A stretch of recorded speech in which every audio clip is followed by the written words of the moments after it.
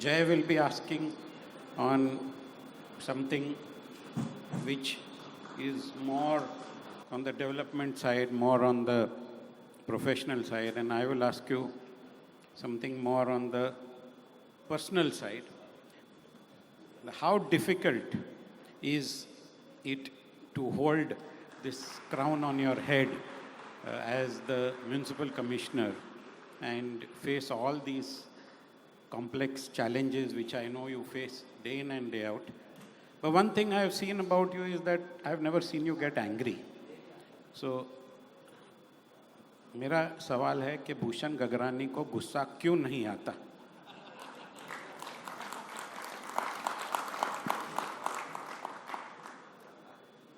I have been married for last 35 years. More than that, what else can I say? Yes, Mumbai city, as initially I mentioned, is a very diverse, and it's not only diverse in terms of events or in terms of happenings in the city. Many times it is very unpredictable. So I think a simple answer to your question is that first of all, we are trained to face this situation. Yes, it's a challenging situation, but I must admit, confess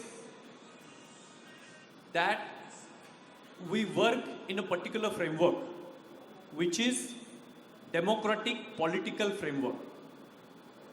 And if your orientation and your approach is adequately calibrated towards the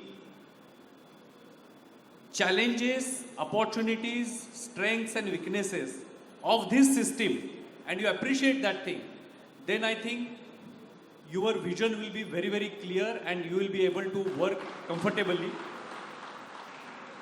With so many departments and so many people to handle and such complex issues to handle, but there is always something which misses out, and therefore there is more brickbats than bouquets. Now, how does one keep your staff and all these people motivated despite all these brickbats? Vijay ji, you are also proud citizen of Mumbai. Many of us are. You may love BMC, you may hate BMC, but you cannot ignore BMC. It touches to your everyday life. The moment you born in the city, you will get the birth certificate from BMC. And the moment of your departure from this mundane world, you will get the death certificates from Mumbai. So between these two certificates, whatever services are provided, knowingly, unknowingly for the people, I think this covers the entire bandwidth. Whether it's a mobility, whether it's a water supply, whether it's a sanitation, whether it's a public open spaces. BMC is the only organization which runs 5 medical colleges. BMC is the only organization which has 4 own water supply dams. So the canvas is very huge. Sir, you just mentioned Mumbai's expectation, and we have few developers who are into redevelopment in Mumbai from our community. And sir, redevelopment is critical to Mumbai's future. And how is BMC simplifying faster, safer and more transparent redevelopment? Sir, can you throw some lights on? Jay, you yourself, I think, into this business. There are a lot of टक्कर जी है, उन्होंने सुबह अभी बताया. Redevelopment in Mumbai,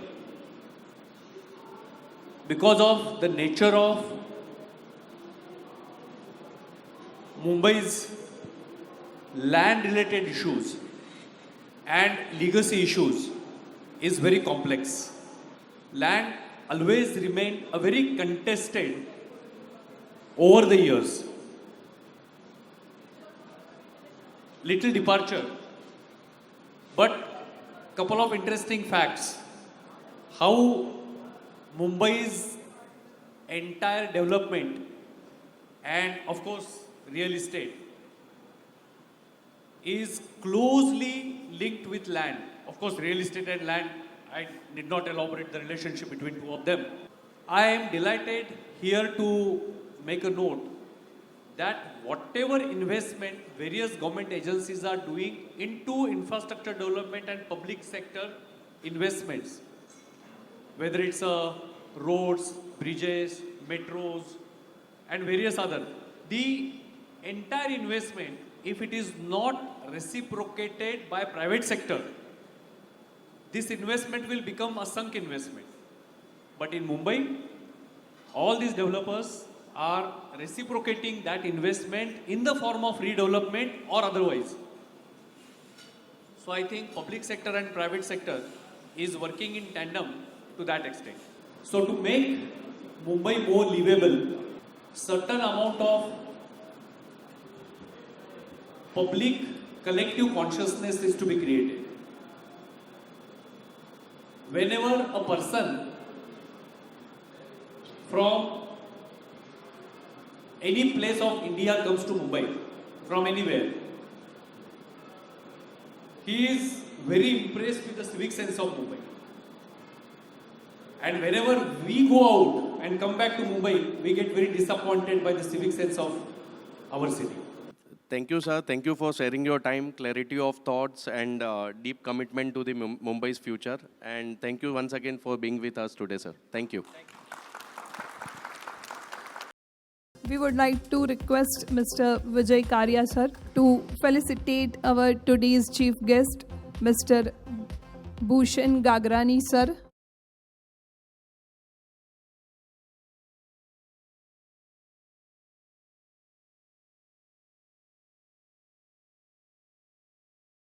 Many professionals want to service markets like Australia and other international hubs.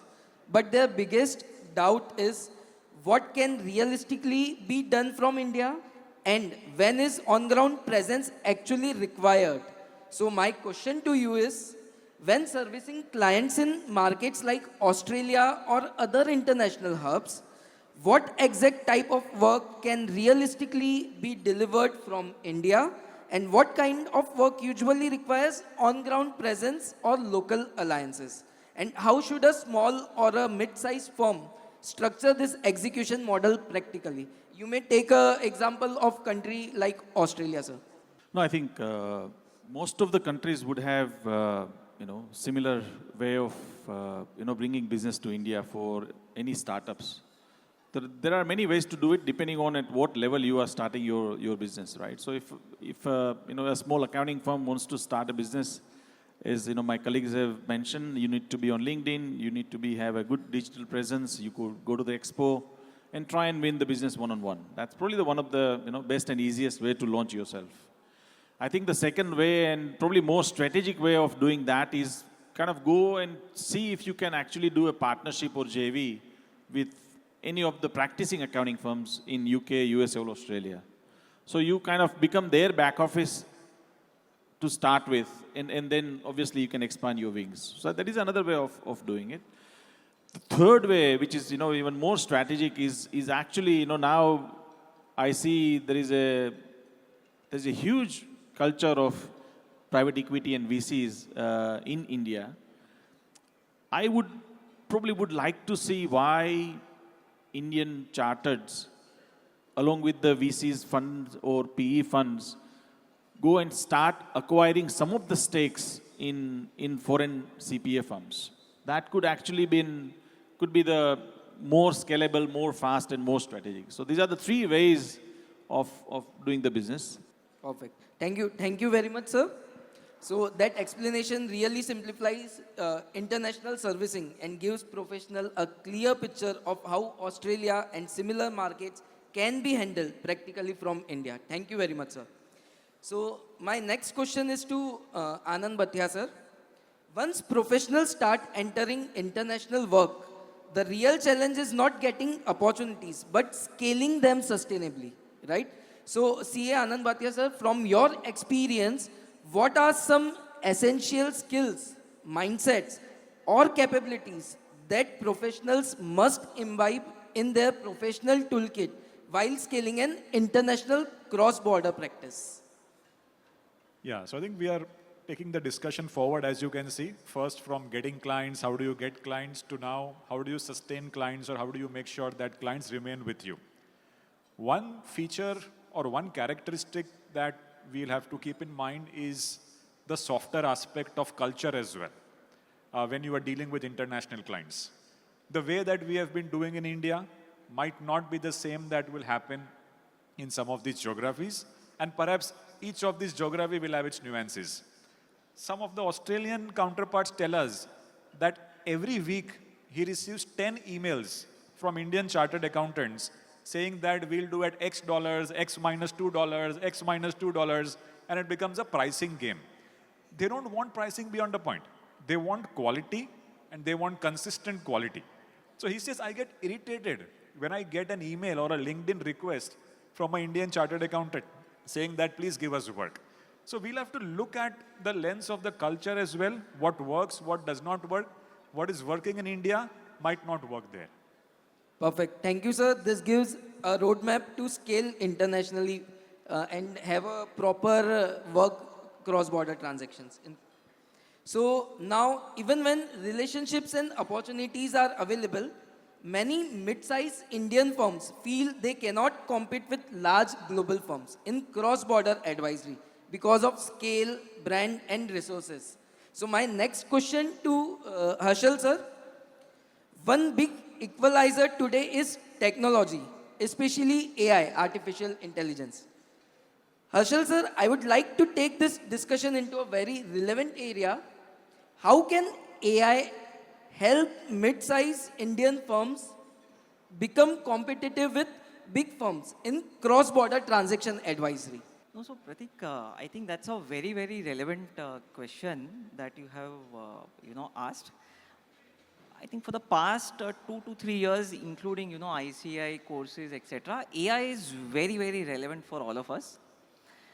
And I believe that all of us would be using AI. I'll give you some practical instances where AI is actually an equalizer, and you don't really need to feel that you are undercompetent when, you look up to your peers which are much larger than you. Some experiences at our firm has been that, as I think Anandji said, when an inquiry comes, don't refuse.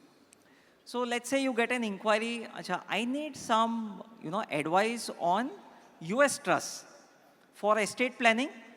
What kind of trust should I, form there for a US green card holder or citizen, or maybe NRI not still holding a US passport? Plethora of options are there, grantor trust, non-grantor trust, then IDGT, intentionally defective grantor trust, etc. So all these concepts that are there, before AI, we had to scavenge Google, search engine, etc., in order to find relevance that, how do I even address this query? So here is where AI comes in. You have plethora of AI tools. You have, Perplexity, you have Gemini, you have ChatGPT, etc. Obviously, hallucination is not something that you can run away from. That is going to be there, but at least an initial response and an immediate initial response. You can't take weeks to respond to a basic query. That is where AI comes in. You can do your entire research on AI. I at least tell my staff, please use AI to improve your language. When you are addressing foreign clients, their expectations are completely different. So don't apply the same benchmarks that are there for Indian clients to foreign clients. That's great. Perfectly said, sir. You have given a very good advice to young members and the students which are sitting in the audience. Today's discussion clearly shows that international practice is no longer distant or limited to big firms. It is real, structured, and achievable opportunity for Indian professionals who are willing to evolve their mindsets, systems, and collaborations. On behalf of LIBF, I sincerely thank our esteemed panelists, CA Viral Kanaba sir, CA Harshal Bhutta sir, and CA Anand Bhatia sir, for sharing such practical, honest, and insightful perspective. I also thank all of you for your attention and participation. Thank you and wishing you all a very enriching convention ahead. Thank you very much. Despite a certain corrections, many say that Indian equities are still expensive. What's one underestimated trends that could drive long-term equity? See, I think ये expensive, cheap is a constant debate that has happened. Now, I will tell you, पिछले 10 साल में Indian equity की जो valuation है, वो 14 से 21 हो गई है. तो structurally Indian equities have gotten more expensive. अभी आप ये भी फैक्ट देखिए, 2 दिन पहले आपका इकोनॉमिक सर्वे का रिजल्ट आया, इंडियन इक्विटी और Indian GDP is growing at 7%. तो अभी भी इतने जियोपॉलिटिकल केओस के बाद we remain one of the most fast growing economies in the world. Now are Indian equity is expensive? उसका आंसर इज इट डिपेंड्स. आपका नज़रिया क्या है? अगर आपका 5 साल का नज़रिया है, मुझे लगता है 2025 इंडिया के लिए बहुत बुरा साल रहा है. At this point of time, या मुझे commodities, any precious metal में मुझे positions बढ़ानी चाहिए, घटानी चाहिए, आपको या तो फिर आपका ऐसा कोई फंड बताइए जो मुझे इक्विटी भी दे, डेट भी दे. Don't go make 50% of your portfolio gold and silver. कैसे खरीदना है, मैं आपको 2 कॉन्क्रीट सुझाव दे सकती हूँ. एक तो इंडस्ट्री में गोल्ड एंड सिल्वर के कंबाइंड फंड हैं, हमारा भी है. ऐसे फंड हैं जिसमें 75% गोल्ड है, 25% सिल्वर है, हमारा 50-50 वाला है. आप ऐसा प्रोडक्ट ले सकते हैं. या अगर आपको ये सब नहीं करना, तो ऐसे फंड हैं जिनको हम मल्टी एसेट कहते हैं. हमारा जैसे 65% equity, 20% gold and silver, 15% debt वाला फंड है. आप वो लेके बैठ जाइए. ये 2 चीज़ें आप कॉन्क्रीटली कर सकते हैं. Super. I think somebody should go for a multi-asset, as is something what you're taking for. If a retail investor follow just few simple rules to build long-term wealth through equities, what they should be? So rules to build wealth. Firstly, I am not saying this because I am sitting on this stage. They should go find a financial advisor. That advisor will be able to tell them कि उनकी ज़रूरत क्या है. निवेश करने से पहले आपकी निवेश से ज़रूरत क्या है, आपके गोल क्या है, आपकी एपेटाइट क्या है. क्या आप ऐसे बंदे हैं जो आपका पोर्टफोलियो 30% गिर जाएगा तो आपको रात को नींद नहीं आएगी, क्या आप और डालेंगे? वो एक एडवाइज़र आपको बताएगा. I think risk taking is amazing and I think as a country हिंदुस्तानियों की रिस्क टेकिंग एपेटाइट बढ़ रही है और ये बहुत अच्छी चीज़ है. हमारी बिजनेस में भी, खुद के बिजनेस में लेने की रिस्क बढ़ रही है, इन्वेस्टमेंट्स में भी रिस्क बढ़ रही है. But there is a difference between taking risk and seeing your portfolio every day. There are some very risk taking investors I know. But seeing your portfolio every day, Jignesh bhai, forces you into action. Do you see even smart investors make in this space? Oh, this can be Last question and then... Oh, this is the last question. This can be a very long answer, but I won't give you a very long answer. I think क्योंकि हम ऐसे दौर में हैं जहाँ इतनी information है, investing एक बहुत social चीज़ हो गई है. It's a little strange, but it's become very social. तो जिग्नेश भाई, आप ऐसे फोरम में आते हैं, आप किसी के पास बैठते हैं, आपको लगता है कि आप अच्छे एडवाइज़र के पास गए, आपके पोर्टफोलियो का रिटर्न 14% है, लेकिन देन यू मीट राम भाई एंड ही सेज मेरे पोर्टफोलियो का रिटर्न तो 21% है. फिर आपको क्या फीलिंग आती है कि मेरे एडवाइज़र ने मेरे साथ धोखा किया है. देन यू आस्क हिम, भाई राम भाई आपने क्या किया 21% कमाने के लिए? And then you will find out he is invested in crypto. फिर आपको क्रिप्टो का ऊपर नीचे का कुछ समझ नहीं आता, लेकिन कल आप भी जाके क्रिप्टो की ट्रेड कर देते हैं. And it's become very social and most of life has become very social. So I always say actually if you look at the portfolio returns of people on x, everybody is making money. If you look at the career post of people on LinkedIn, everybody is getting a promotion. And if you look at family photos on Instagram, everyone has a happy marriage. None of this is actually true. Agreed. And so my suggestion is don't make this so social. Investing is deeply personal. My husband is also sitting here. I think it is very important, something that he kind of encourages us to do is write down what you want from your money and document that. आप पैसे से क्या चाहते हैं? When do you get nervous? What kind of funds do you want to invest in? What kind of funds you don't want to invest in?